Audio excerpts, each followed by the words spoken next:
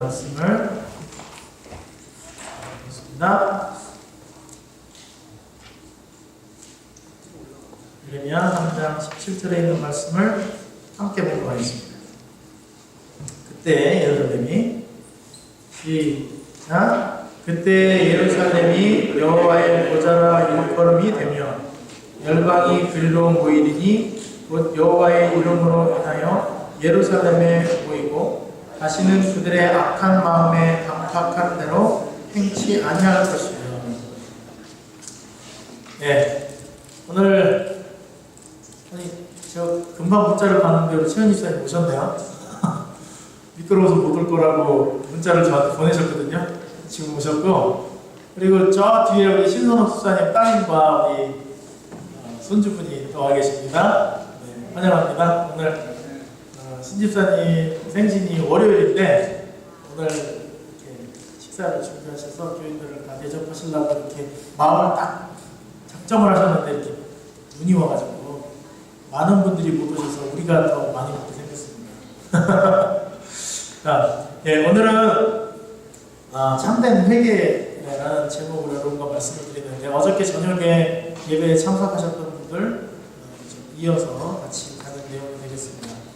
반달밖에 남지 않은 이 2013년 어떤 분이 저한테 카톡으로 메시지를 보내주셨습니다.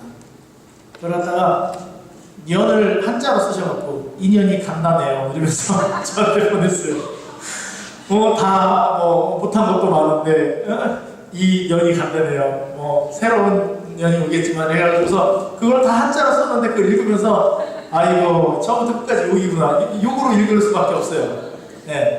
새로운 해가 오지만은 그걸 어떻게 할 거냐 이거죠.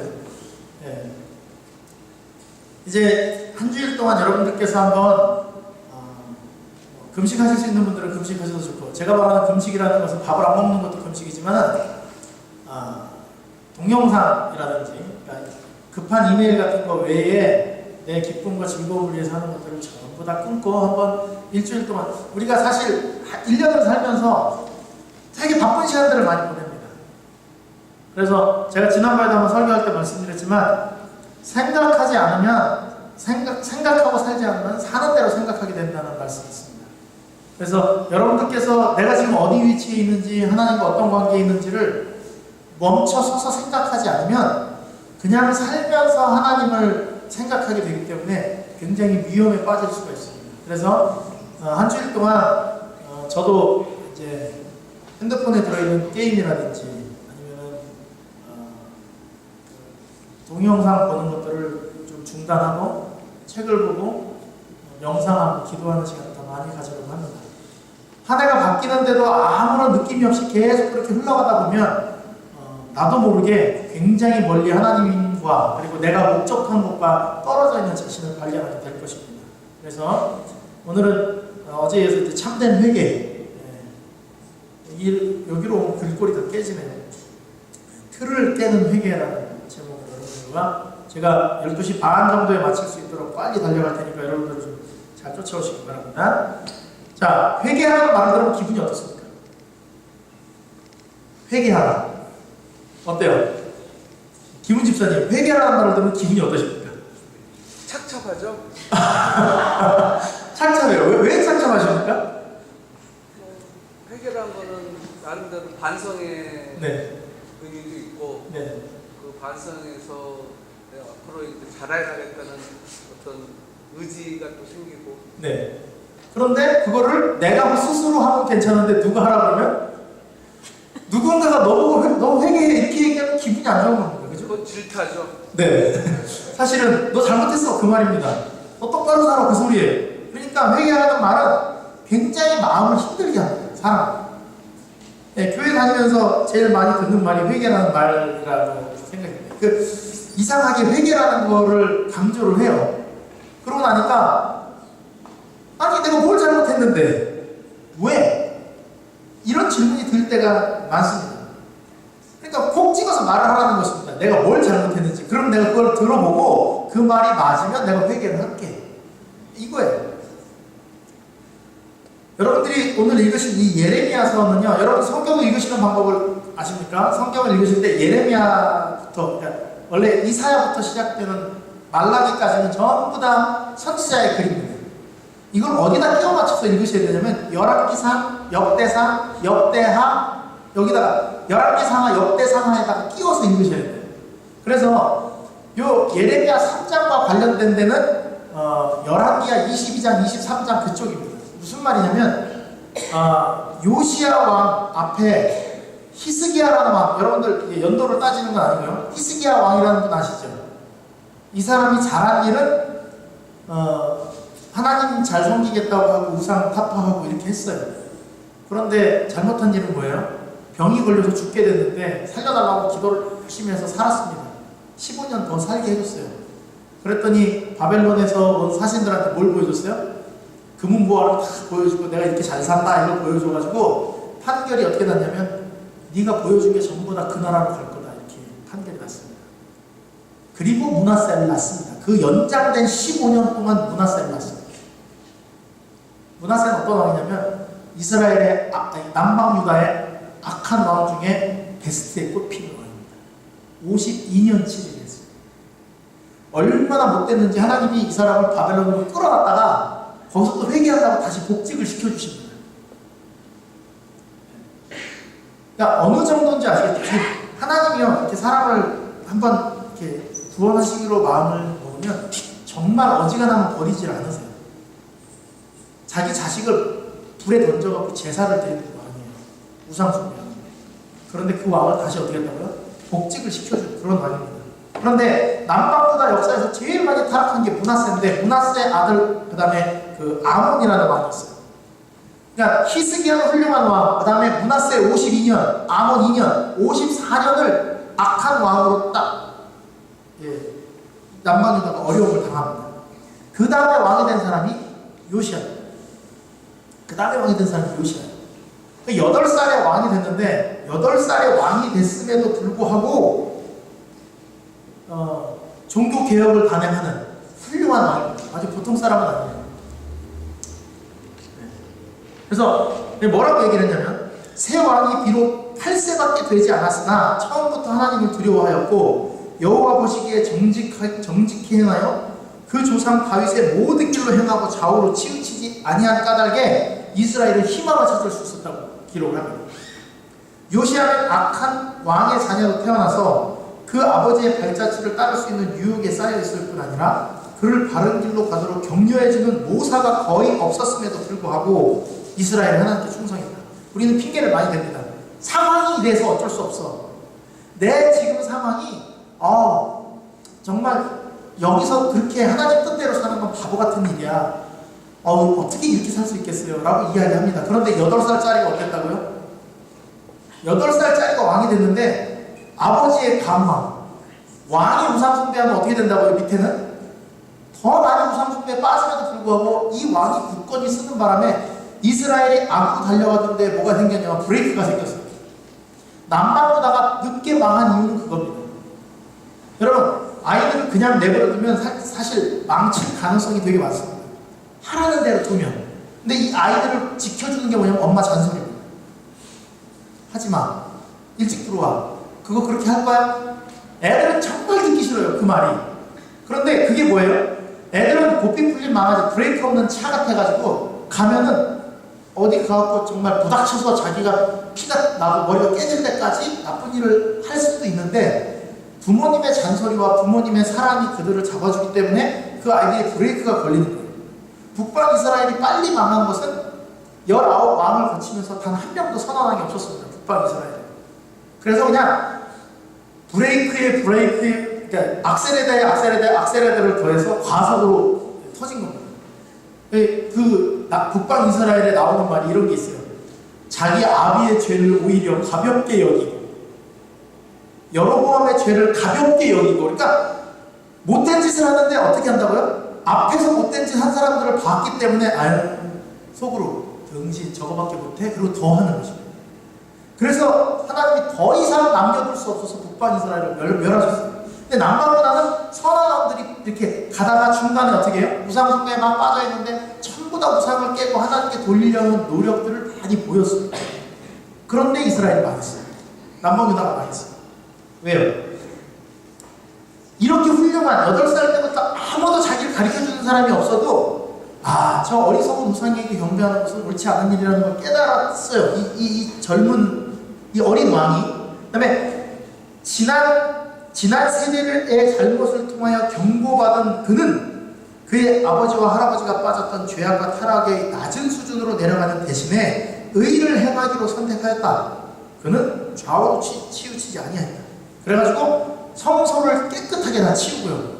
우상 숭배를 하니까 성소가 더러웠거든요. 성소를 다 치우고 성전을 보수하라는 명령을 내리는데 성전을 보수하다가 54년 동안 잃어버렸던 성경책을 찾습니다.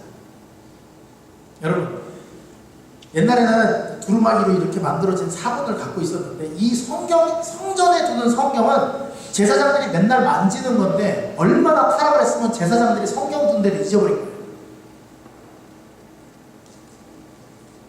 여러분, 여러분의 집은 그래도 성경책은 어디 있는지 안전하게 알고 계시죠? 그렇죠? 네. 그래서 성경을 제가 지난번에 말씀드렸지만 왜 소중히 다루시는지는 잘 모르겠어요. 읽지도 않으시면서 여기다 뭘 올려붙지도 않고 뭐 하여튼 난리를 치는데 안 읽으셔. 근데 이유는 잘 모르겠어요. 미신처럼 믿는 건지 소중해서 그런 건지 소중하면 읽어야 되는데 읽진 않아요. 그러면서 막 되게 깨끗하게 하는데 그럴 거면 성경책 위에다가 뭘 올려놓으세요. 먼지라도 덜 맞게. 이거를 제일 위에 놓고 안 읽으시는 것 자체가 그게 문제예요, 사실. 근데 요렇게 율법책을 발견하고 율법책을 다 읽어갖고 백성들을 다 회개를 시킵니다. 자, 왕이 그렇게 하니까 백성들이 따라가야 되겠어요? 안 따라가야 되겠어요? 저는 그래서 이 왕이 훌륭해서 백성들이 다 회개했다고 생각을 했습니다. 그런데 예레미야 3장 2절에 보면 뭐라고 되어 있냐면요. 내 눈으로 들어 자산을 보라. 너희 행음치 아니하는 곳이 어디 있냐. 너희들의 그 산과 너희들의 그 산을 다 보라. 너희들이 행음하지 않은 것, 우상 숭배 안 하는 곳이 어디 있느냐. 네가 길가에 앉아 사람을 기다린 것이 광야에 있는 아라바 사람 같아서 음란과 행악으로 이 땅을 더럽혔도다. 이게 무슨 말이냐면 밖에 사람들의 모든 신들을 다 끌어다가 이스라엘에서 예배를 드렸어요. 그 사람. 블레셋 가면 블레셋 신이 있습니다.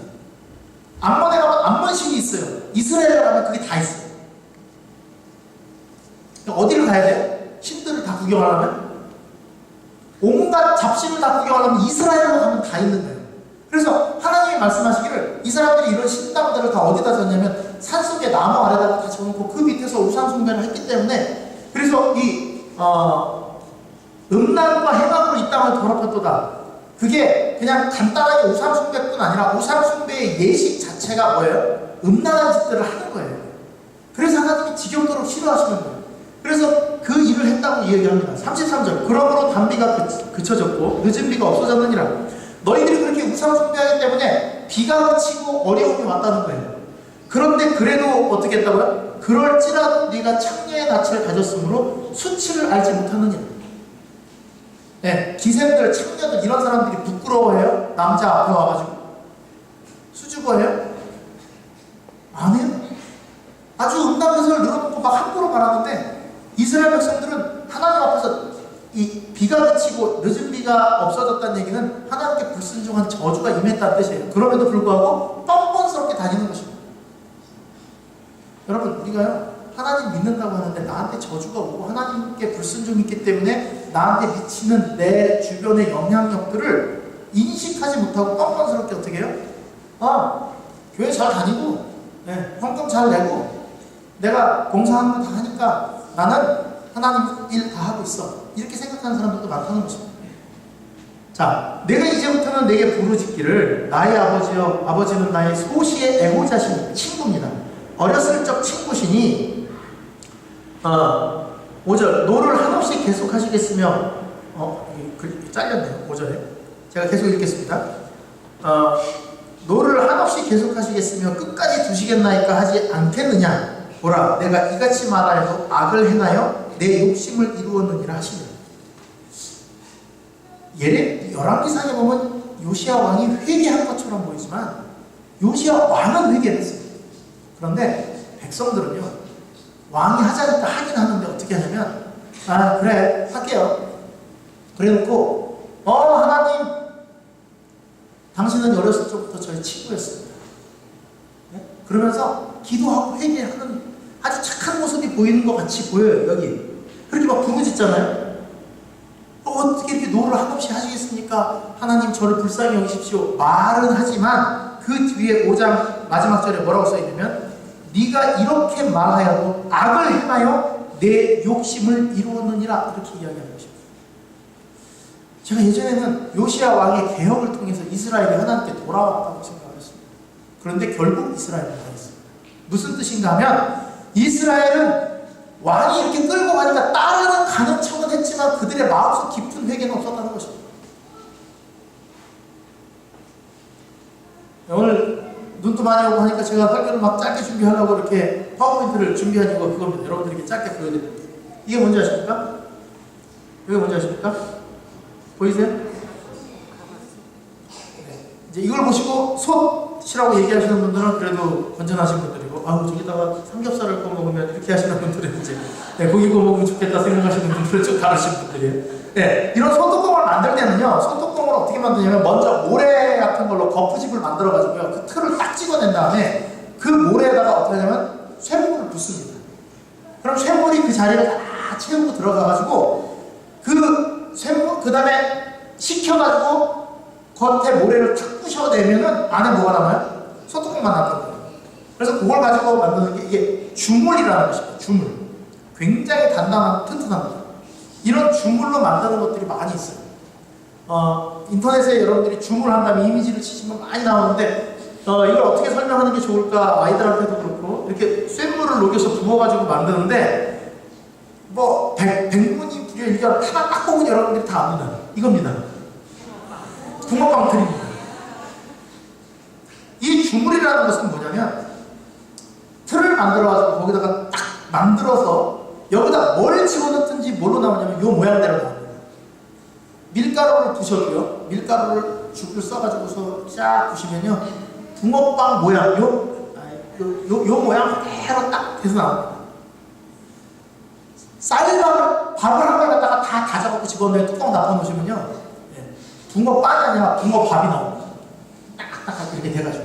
이게 무슨 말이냐면, 이 틀은요, 만들어진 대로 거기에서 나오는 것과 똑같은 형태가 계속 나온다는 거죠. 뭘 집어넣어도, 이게 눌러져갖고 압축이 딱 되는 순간 그 형태를 갖춰서 나온다는 뜻입니다. 우리 마음속에는요, 이 주물처럼 여러분들이 가지고 있는 틀이 다 있습니다. 그래서 이 틀이 깨지지 않는 한은 사람은 자기가 생각한 대로 살게 되어 있습니다.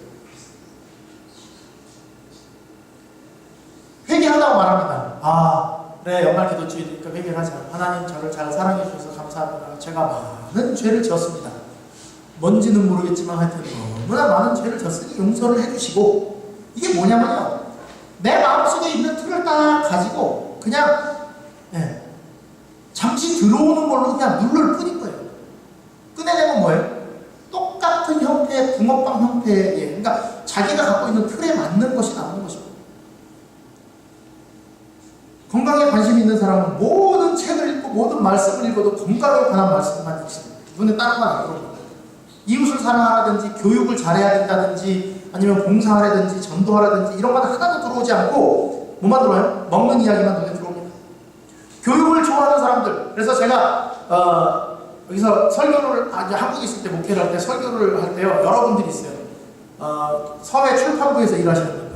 왜냐면 건강 책 하시는 분들은 올라오면요, 무슨 얘기만 하시냐면 마지막 때는 이 책을 전하라고 그랬습니다. 뭐 서적을 낙엽처럼, 가을 낙엽처럼 뿌리라고 했습니다. 이 말씀을 하세요. 꼭 그 말씀을 하시면서 무슨 얘기를 하냐면 책으로 전도를 해야 된다. 그래서 시조와 가정과 가망이 못 가는 데가 없고 가면 어떤 결과가 있고 그런 얘기를 하세요. 그러면 사람들이 다 어떻게 듣냐면 시큰둥하게 들어요. 건강하시는 분들이 올라오면 내내 먹는 얘기를 해요. 그리고 자녀 교육 그거 얘기하시는 분들 교육이 또 최고인 것처럼 얘기를 해요. 그게 무슨 말이냐면 다른 게 아니에요. 건강한 것과 교육하는 읽는 것과 서적을 전하는 것과 이웃을 사랑하는 것과 이 모든 게 하나입니다. 하나 안에 들어있는 거예요. 하나님께서 계획하신 게 뭐냐면 우리 모두가 그런 최고의 표준을 가지고 사는 마음을 갖고 살아야 된다는 건데 치우치는 것입니다. 이게 중요하다. 그러니까 무슨 말이냐면 자기 마음속에 틀을 하나 딱 갖고 있는 거예요. 뭐가 들어오든지 뭘 해요? 다 걸러내고 내가 원하는 모양을 찍어냅니다. 그리고 내가 맞아요. 항상. 저 사람을 나랑 조금 다른 생각을 갖고 있고 저 사람도 막 일리가 있어. 이렇게 하면 좋은데 저 사람은 하여튼 이상해. 이렇게. 자기만의 틀을 딱 가지고 있는 것입니다. 자녀를 교육하는 부모님을 보면 더 아마 마음속에 확 와닿으실 것입니다. 자녀들한테 얘기합니다. 머리가 되고 꼬리가 되지 않게 해달라고 기도합니다. 네. 하나님 약속하셨지 않습니까? 우리 아이가 머리가 되고 꼬리가 되지 않게 해주십시오. 근데 앞에 조건은 하나도 원하지 않습니다. 어떻게 하면요? 네가 내 계명과 내 율례를 지키며 하나님 말씀에 순종하면 그건 안 해요. 근데 머리는 돼야 돼요. 그걸 어떻게 해석을 하냐면 머리가 된다는 얘기는 우리 애가 바이올린 콩쿠르 나가면 1등, 학교에서 시험 보면 1등, 다 100점. 그걸 머리라고 생각을 하는 것입니다. 그래서 그 틀을 딱 가지고 모든 말씀을 집어넣으면 어떻게 해요? 그 틀에서 조작을 해갖고 그렇게 딱 뽑아냅니다. 하나님이 원하시는 모양을 만들어내는 게 아니라 내 마음속에 가지고 있는 틀을 가지고 그 틀에 맞게만 딱딱 뽑아낸다는 것입니다. 결혼을 할 때도 좋은 남자가 생겼어요. 근데 교회를 안 다녀요. 그럼 어떻게 해요? 어떻게 해야 돼요? 좋은 남자예요. 돈도 많고 착하고 나한테 너무너무 잘해줘요. 이런 남자를 결혼하려면 어떻게 해야 돼요? 주여, 제가 전도하겠습니다. 이 사람을 평생 내가 하나님께 바치겠습니다. 이렇게 하고 결혼을 합니다. 마음에 안 들면요, 남자가 믿지 않는 자와 멍해를 매지 말라고 했습니다. 하나님, 말씀대로 살도록 도와주십시오. 그럴 때는 또 말씀대로 살아야 돼요. 이게 뭐냐면 마음속의 틀이 내 멋대로 내 이기적인 모양대로 딱 구성이 되어 있기 때문에 아무리 하나님의 말씀이 들어와도 그걸 어떻게 고른다고요? 내 모양대로 빚어갖고 내 모양대로 갖다 놓는 것입니다. 이거는 하나님이 원하시는 회개가 아니라는 것입니다. 우리는 아무리 입으로 여러분이 회개한다고 하고 하나님이 내 인생의 전부라고 해도 여러분들이 만들어내는 마음속에 가지고 있는 것은 저도 모르고 저는 깰 수가 없습니다. 하나님만이 여러분들을 도와서 그 틀을 깰 수가 있습니다. 내 고집, 내 생각, 내가 가지고 있는 이것을 깨고 하나님의 틀이 들어와가지고 말씀이 하나님 말씀대로 가슴에 새겨질 때 그거를 회개라고 하나님이 이야기하시는 것입니다. 기도하고 하나님한테 잘못했다고 얘기하고 눈물을 흘리면서 십자가 이렇게 챕터 읽으면서 참 예수님이 나를 위해 이렇게 희생하셨는데 얼마든지 할 수 있습니다. 그런데 하나님이 원하시는 것은 그렇게 하는 게 아니라 마음속에 갖고 있는 여러분들이 정해놓은 거를 깨는 것입니다. 나 이건 양보 못해 이런 거 있잖아요. 이건 양보 못할 것 같아요. 너무 힘들어. 그걸 깨는 게 회개라는 것입니다. 마지막 하나의 내 자존심. 그걸 하나님 앞에 드리는 것을 회개라고 이야기합니다. 사실 얼마나 그걸 깨기 힘든지 고린도후서 10장 4절에 보면 우리의 싸우는 병기는 육체에 속한 것이 아니요 오직 하나님 앞에서 견고한 진을 파는 강력이라 이렇게 얘기했어요. 이게 뭐냐면 견고한 진이라고 했어요. 우리 마음속에 들어있는 생각 안 깨져요. 절대 안 깨집니다. 고집을 하나 딱 피우고 있으면요 깨기가 어렵습니다. 예로 그런 겁니다. 안식일. 그러면 여러분들이 갖고 있는 그 고정관념 있잖아요. 안식일에 이거 하면 안 되고 이거 하면 되고 그런 거 있잖아요. 그거 깨기 힘듭니다. 사람이 죽어도 안 할 건 안 할 사람입니다. 그게 아닙니다. 하나님이 보여주신 정신은 다 사라지고 내가 가져버린 틀 안에 갇혀서 사는 것이 우리일 수 있습니다.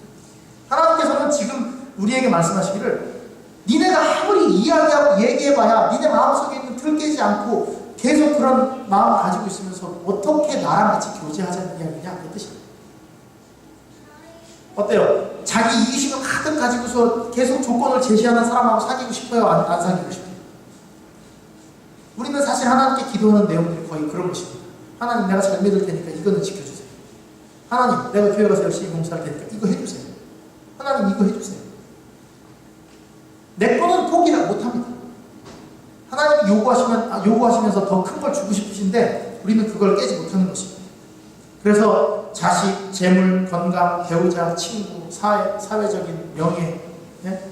자기 이 모든 것들을 다 붙어가고 거기에 우상 숭배하고 있으면서 겉모습만 하나님께 와가지고 뭐 하는 거예요? 주여, 제가 하나님을 섬기겠습니다. 그러니 내 이 우상들을 잘 섬길 수 있게 나를 지켜주십시오 하는 기도를 할 때가 많은 것입니다.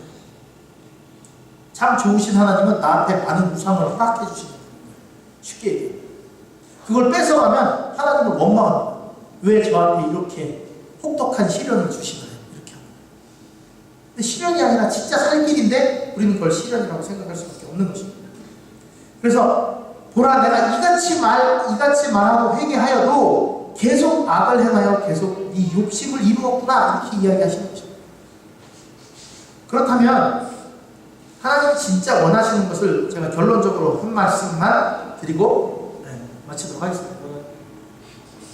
예레미야 31장에 예레미야가 이 글을 쭉 쓰면서 마지막에 무슨 이야기를 하냐면, 제가 마음속에 갖고 있는 틀이라는 이야기를 이렇게 말합니다. 나 여호와가 말하노라. 그러나 그날 후에 내가 이스라엘 집에 세울 언약은 이러하니, 곧 내가 뭘 둔다고요? 나의 법을 그들의 속에다가 둔다는 거예요. 여기다가. 지금 우리는 뭘 갖고 있는데? 내 법을 갖고 있어요. 내 생각을 갖고 있어요. 그래서 교회를 다니는 것도 내 식으로 다녀요. 진리를 믿는 것도 내 식으로 믿어요. 그런 게 어딨어? 내가 이해하는 게 이게 다야. 이거예요. 제가 오늘 우리 학생반 지도하면서 우리 지호한테 물어봤습니다. 종이를 한 장 주고 네가 아는 지식이 얼마큼이냐, 이게 세상에 있는 지식이 이만큼이라는데 네가 아는 지식이 얼마큼이냐. 지호가 조그맣게 동그라미를 그렸어요. 난 이만큼 아는 것 같아요. 여러분, 고집을 피우고 사는데 할머니 할아버지들이 가지고 있는 그 옛날 고집들 있잖아요. 제가 어떤 때 보면 아냐면 컴퓨터를 다루실 때 보면 알아요. 모르시잖아요. 컴퓨터를 모르시는데 모른다고 말하기는 싫어요. 그러니까 자기가 아는 방식대로만 해야 돼요. 예를 들면 윈도우가 업데이트 돼갖고 모양이 바뀌면 싫어요. 좋게 프로그램이 바뀌었는데 내가 익숙한 대로 해놔야 돼. 자기가 바뀌면 신경질 나서 못 살아요. 다시 바꿔놓으라고. 그러면 난감해요. 뭐냐면 난 지금 내가 이걸 알았어. 이제 이걸 알았는데 이걸 바꾸는 건 싫은 것입니다. 새로운 더 좋은 게 있어도 싫어요. 그냥 난 이대로 살고 싶은 거예요. 여러분, 이게 우선입니다. 내가 편하게 생각한 거, 그 다음에 나는 이렇게 맞다고 생각한 거에서 더 이상 변하지 않는 거예요. 그게 우상 숭배랑 똑같은 것입니다. 자기를 숭배하는 것입니다. 여러분, 애들이 공부하다가 이럽니다. 엄마, 난 여기까지만 공부하면 다 된 것 같아. 난 더 이상 공부 안 하고 싶어. 난 여기까지만 공부하면 된 것 같아. 어떻게 말해주고 싶어요? 훌륭한 결정을 했구나.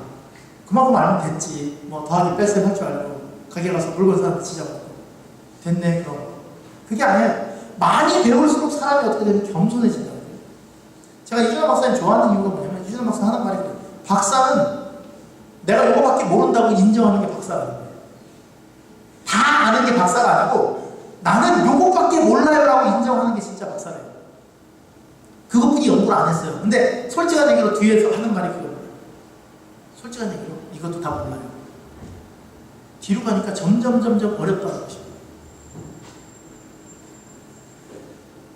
하나님께서는요, 우리를 선택하신 이유가 뭐냐면, 이 속에다가 하나님의 법을 둬가지고 우리가 내리는 결정, 우리가 하는 말, 우리가 하는 행동이 하나님의 뜻대로, 하나님의 율법이 흘러나오는 사람이 되게 만들고 싶은데, 우리는 내 틀을 가지고 하나님의 율법을 찍어내는 것입니다. 바꾸는 거예요. 그리고 뭐라 그래요? 난 하나님 뜻대로 산다고 이야기하는 것입니다. 여러분, 회개는 내 생각을 버리는 것입니다.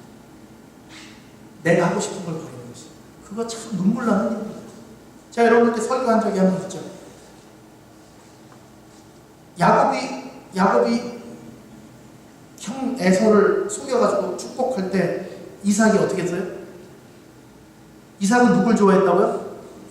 100세에 얻은, 아브라함이 100세에 낳은 이삭은 아버지가 하도 하지 말라는 게 많아가지고, 저는 딸 셋에 아들 하나인데 우리 아버지가 하지 말라는 게 얼마나 많았는지 몰라요. 어디 못 가게 했어요. 캠핑 같은 것도 못 가게 하고, 남의 집에서 자는 것도 못 하게 하고, 이래가지고 고등학교 3학년 때 정말 애들하고 캠핑을 목, 금, 토, 일, 월요일부터 보충 수업해야 되는데 딱 가고 싶은데 우리 엄마가 못 가게 하는 거예요. 비 온다. 물 불어서 빠져 죽을 수 있기 때문에 절대로 수영하면 안 된다고. 애들이 다 간다고. 나도 감자, 쌀 다 맡았는데 못 간다고. 그러니 비가 온다고 뭐 절대 못 보낸다는 거예요. 그래서 제가 그랬어요. 하도 그런 일이 많아가지고 난 전화 못하니까 엄마가 해. 우리 엄마가 전화를 했습니다. 얘들아 미안하다. 기웅이는 못 갈 것 같다.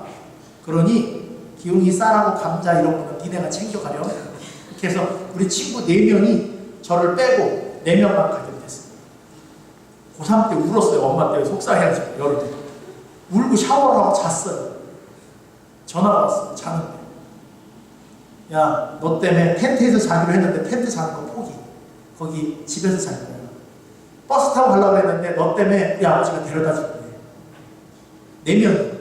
전화를 이렇게 바꿨는데 저희 아버지가 이렇게 보시더니 갔다 와서 공부 열심히 해. 그리고 우리 아버지가 5분 만에 짐을 다 싸주셨어요. 감자, 쌀. 우리 어머니가 시장 갔다 왔는데 아들이 없어졌어요. 어디 갔냐고. 캠핑 갔다고. 우리 어머니가 사슴의 동산 아시는 분 아시죠? 저희 교회 수련원이에요. 3번 전화하셨어요. 수영하지 말라고. 거기 관리하시는 분입니다. 저 3번 수영했어요.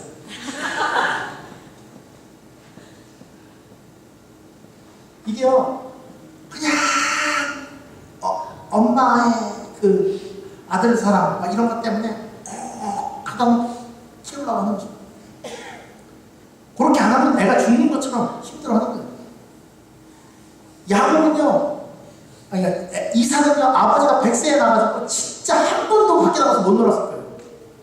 놀다 무릎 깨지 못하니 들어와라. 여기 앉아있어요. 그러니까 애가 어떻게 자랐어요? 이렇게 앉아가지고 맨날 두 노인네만 이렇게 보다 그렇게 살은 거예요. 얼마나 지겹겠어요. 그러니까 누가 이뻐요? 야곱보다 에서가 이쁜 거예요. 사냥하고 다니고 막 사냥한 고기 잡아갖고 아버지 보세요. 내가 이거 어떻게 잡았냐면, 그러면 그 얘기 듣니라고, 남자가 저랬어야 되는데 우리 아버지는 날 왜 이렇게 키우셨을까 원망하면서 그렇게 보고 있는데, 하나님의 뜻은 뭐예요? 야곱이 하나님의 뜻이에요. 그러니까 이삭이 그걸 속였단 말이에요. 에서를 싹 불러갖고 이리 와라. 너 있잖아, 그 고기 좀 잡아오면 안 되거든. 난 네가 잡아주는 고기가 제일 맛있어. 왜? 바로 뛰는 거 그냥 잡아갖고 불에다 구우면은요, 아드레날린이 팍팍 나와 있으니까 또 얼마나 맛있겠어요. 야들야들하고. 그거 먹고 너한테 내가 마음으로 축복해줄게 하고 거짓말, 그냥 하나님 뜻을 어기려고 한 것이다. 이삭이. 근데 어떻게 했어요? 엄마가 그걸 알고서 에서가 사냥하러 나간 사이에 야곱을 딱 꾸며갖고 와가지고 축복을 받게 했습니다. 근데요, 사실은 그거 어길 수 있어요. 이런 나쁜 놈, 네가 형과 아버지를 속여 이리 오너라 해갖고 다시 저주하면 돼요. 저주해버리면 돼요. 까짓거 못하겠어요? 거짓말하면 저주하면 되잖아요. 어디 감히 아버지를 속였느냐, 네가 저주를 받을지어다 해도 되는데, 이삭이 잘한 게 뭐냐면요, 내가 이렇게 하려고 했는데 하나님은 하나님의 뜻을 이루시는구나, 순종하자. 그리고 자기를 속인 야곱을 축복하고 그대로 그 축복을 유지시킵니다. 그리고 자기 사랑하는 에서한테는 얘기합니다. 네가 달이 별을 보고 잠이 들 것이고, 아주 그 유랑하고 방황한다는 그 저주를 누구한테 하는 거예요? 자기 사랑하는 아들한테 하는 것입니다. 그게 진짜 하나님의 뜻을 따르는 것입니다. 그래서 이삭이 히브리 11장에 믿음의 조상이 들어있습니다. 믿음으로 이삭은 야곱과 에서에게 축복하였습니다. 이 내용으로 들어있습니다. 여러분이 이제 일주일 동안 기도주의를 여러분이 어떻게 보내시든 상관이 없습니다. 그런데 하나님이 진짜 우리에게 원하시는 게 뭔지를 한번 생각해 보시기 바랍니다. 내가 도대체 어떻게 살아야 되는지 한번 생각해 보시기 바랍니다. 내가 진짜 하나님 뜻대로 살고 있는지, 아니면 내 뜻에다가 하나님 말씀을 갖다 끼워 맞춰갖고 하나님을 내 뜻대로 살게끔, 나를 내 뜻대로 가게끔 하는 도구로 하나님을 사용하고 있는지를 생각을 잘 해보시기 바랍니다. 하나님은 지금도 여러분 마음속에다가 그 말씀을 기록해가지고 그냥 삶 자체가 말씀이 되는 백성이 되게 하시고 싶어 하는 거예요. 사랑하려고 애쓰는 게 아니라 말씀이 여기 항상 들어와 있기 때문에 사랑할 수밖에 없는 사람을 만드는 게 하나님의 뜻입니다. 이게 회개입니다. 회개는 눈물을 흘리고 내가 뭘 잘못했으니 용서해 주세요라고 얘기하는 게 아니고 그렇게 말한 다음에 또 똑같은 것을 찍어내는 게 아니라 내가 하나님의 말씀을 마음속에 받아들여서 하나님이 되고 나는 그의 백성이 돼서 그분이 없이는 못 사시게 되는 것을 회개라고 이야기하는 것입니다. 진짜 회개하고 싶은 마음이 말씀을 연구하면서 많이 들었습니다. 아, 내가 하고 싶은 거를 억제하는데도 기쁜 건 무엇일까? 그걸 한번 느껴보고 싶습니다. 일주일 동안 여러분들도 그것 좀 느끼실 수 있으면 좋겠습니다. 하나님의 축복이 여러분들과 함께 하셔서 여러분 마음속에 가지고 있는 나만의 틀, 난 이건 양보 못해, 나는 이거는 지켜야 되는데 자존심이라고 말하는 그 모든 것들이 하나님의 말씀 안에서 깨어짐으로 여러분들이 살면서 하나님으로 인해 기쁘고 하나님의 뜻이 내 삶에 이루어지는 것으로 인해서 최고의 기쁨을 얻으시게 되는 삶을 살게 되시기를 간절히 바라면서 말씀을 마치겠습니다.